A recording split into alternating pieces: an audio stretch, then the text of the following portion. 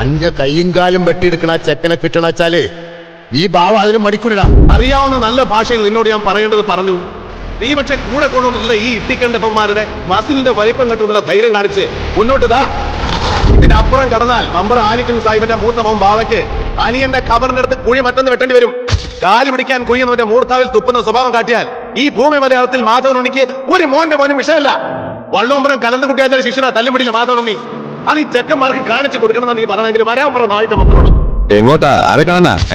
ഇവിടുത്തെ S I എങ്ങനെ അമ്മായി അകത്ത് ഇരട്ട് പറ്റി കിടക്കാണെന്ന് കേട്ടു. ഒന്ന് കാണണം. കുട്ടികൾക്ക് ഓരോ പൊന്നറിഞ്ഞാണം കൊടുക്കണം. എന്തേ നായന്റെ മോനാണ് അറിയേണ്ടത് അവളുടെ കഴുത്തിൽ താലി കെട്ടവൻ ആരാണെന്ന്. പട്ടി അറിയേണ്ടത് അവളുടെ കഴുത്തിൽ താലി കെട്ടവൻ ആരാണെന്ന്. നോക്ക്, ഞാനത് അറക്കിൽ മാധവനുണ്ണി. മമ്പറം കണ്ടപ്പം ബാവേ, നീ ഇപ്പൊ എന്റെ പകുതി അഭ്യാസം കണ്ടിട്ടുള്ളൂ. ബാക്കി പകുതി കാണാൻ കരളുറപ്പുണ്ടെങ്കിൽ മാത്രം എന്റെ മുന്നിൽ വാ.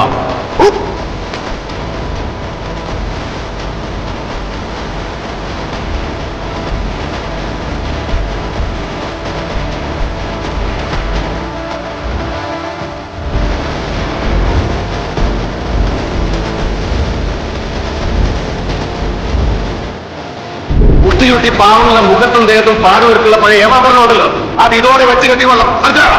എന്റെ വിരലുകൾക്ക് കാഞ്ചു തൊട്ടാൽ വലിച്ചാണ് ശീലം.